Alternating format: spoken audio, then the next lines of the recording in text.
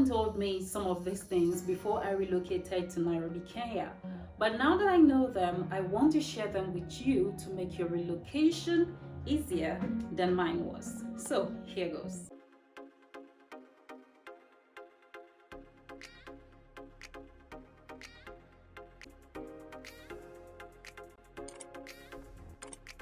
Here are some things to know before relocating to Nairobi, Kenya, or to Kenya as a whole from Nigeria, Ghana, or West Africa as a whole. Number one, Kenya is cold. If you want a similar weather to West Africa, say Ghana, Nigeria, you would want to live in Mombasa instead of Nairobi because Nairobi is cold and Mombasa has a similar weather to West Africa. So Kenya is cold, sha. When you're coming, drop your skimpy clothes and shop for warm clothes. Yes, so moving on. Number two, there is no language barrier. Yes, the predominant language spoken by most people in Kenya is Swahili, but most Kenyans understand and speak English fluently, so you wouldn't have a problem with understanding people or speaking to people.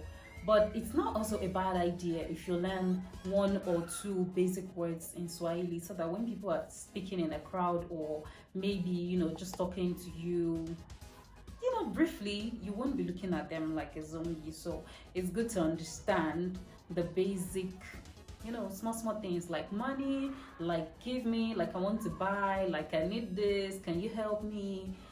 Yeah. That. Number three, let's talk about rentals in Kenya. Talk about accommodation. There are so many accommodation options available. There are hotels, Airbnbs, there are normal rooms, bed sitters, 2 bedroom, 3 bedrooms, 1 bedrooms that you can rent, and houses in Kenya are quite affordable depending on your budget and the area that you want to live.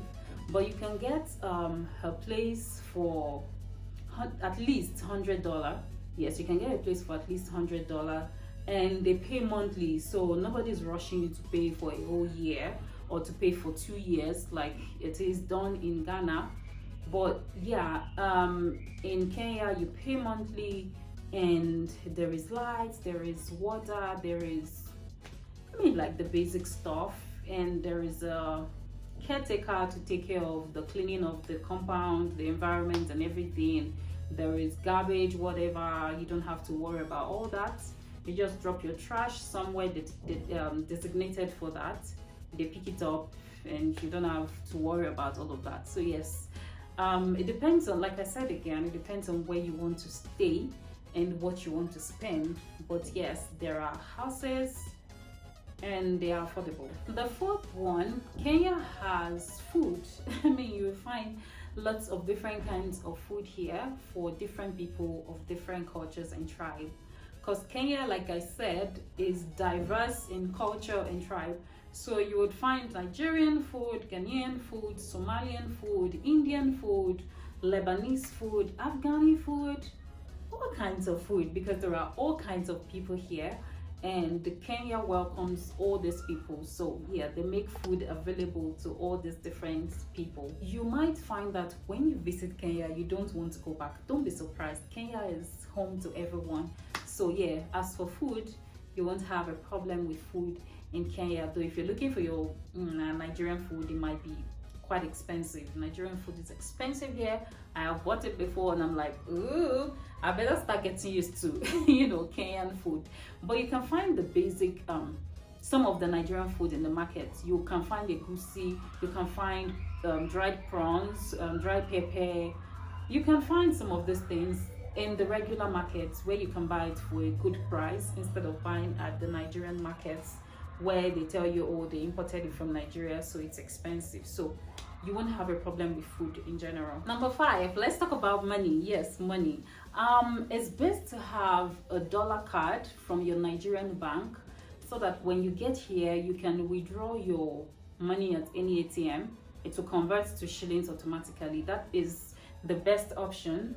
But because I also had the same issue when I came, the dollar card that my bank issued to me is not working. I don't know what the problem is.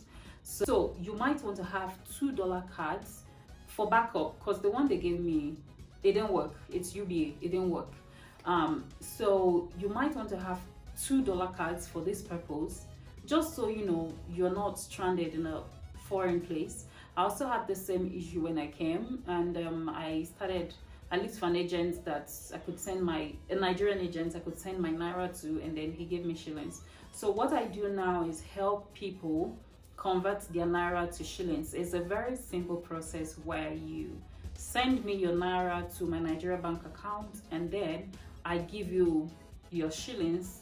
I send it to your M-Pesa account. M-Pesa is mobile money. That is a kind of bank account that you have on your SIM card. It's like keeping money on your SIM card. So you send me your naira to my bank account, I send you your shillings equivalent to your mobile money, so you get it instantly.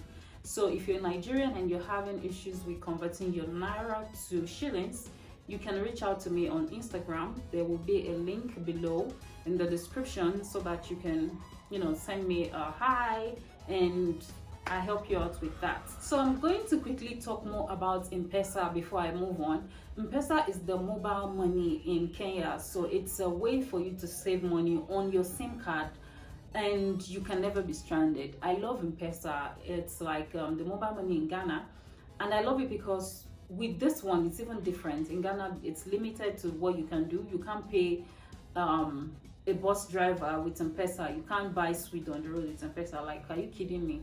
Oga, give me cash. But here in Kenya, you can pay with your M-Pesa anywhere and everywhere. Like, when you go on tours, maybe you go to fun places, you can pay with your M-Pesa. You can pay like your entrance fee with your M-Pesa. When you go to supermarkets, when you go to shop at the regular market, you can pay with your M-Pesa. Like, how cool is that? And when you enter a bus, like a regular bus, yes, you can pay with your M-Pesa. So you're never like, oh, I'm stranded, I'm a foreigner, I don't have money. No, you can always pay with your M-Pesa, and that is what I love most about the M-Pesa. So quickly, I'm going to move on to SIM card, because this is very important. Without a SIM card, you don't have internet, you don't have anything, except of course you're somewhere with Wi-Fi. But I'm going to quickly talk about SIM cards and how you can get your SIM cards. So to get your SIM card, you can easily walk into any, network provider to get your SIM card, but I would recommend Safaricom, because that's what I use. That is the biggest in the country, and it is very fast. I think the internet is good, the call rate is okay.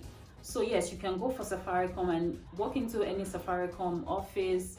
Just present your passport. Yes, you need your passport to buy the SIM card. Present your passport, they'll do the whole registration for you, and then you can register for your M-Pesa so that you can have money on your SIM card. Yes, and moving on, this next one, don't be shocked, but you can be arrested and detained for snapping pictures in government areas or government offices and environments. So you want to make sure that it's either you get a permission to do that, or you look out, and wherever you want to take pictures and you see that they've posted something or they've written that no photography allowed, please gently walk to another place. There are so many beautiful places in this country. Don't put yourself in trouble. Quietly move along, go somewhere else and take your pictures and videos. If not, your phone will be collected from you. It can be destroyed. It can be, maybe they'll give you a warning and let you go, but I don't think you want to know what's going to happen. So, and here they are very strict on this kind of things. So when you come here, you want to take pictures, go to places that you know that yes, people take pictures here. If you don't see anybody taking pictures, please ask or move along, go somewhere else and take your pictures. Do not be caught in this mess, okay? Yeah, so moving on again. Let me just quickly state that Nairobi is the capital city of Kenya, just like Abuja is the capital city of Nigeria. And when you're moving around in Kenya, you need to have a copy of your passport. You can make a photocopy so that you don't be moving around with your original passport. Make a photocopy of your passport so that when you go to maybe tourist sites or places or just in case of emergency, but when you go out to tourist sites, they are definitely going to ask you for your passport so that they can document it and register it before you make payments and going. So you will need your passport when you're going out to places, make sure to have a photocopy. Last but not the least, transportation, because when you come here you need to move from one place to another. So let me tell you about transportation before you get here so you can prepare yourself. In Kenya there are various means of transportation, but you'll get to where you're going at the end of the day. First one is matatus. Matatus are buses. They are very affordable. They are the most affordable, and they have TVs in them. They play loud music. They have nice designs both inside and outside, you know, just to keep you entertained. And most of them have free Wi-Fi, so you can browse all the way till you get to your destination. That is one. Second, let's talk about the boda boda. Boda boda is a motorcycle. Yes, I remember one time I was going out and I ordered for a ride on boat, and a boda boda came, and I was like, I'm in this lovely dress, I'm going to a wedding. I didn't order for a bike, I ordered for a car.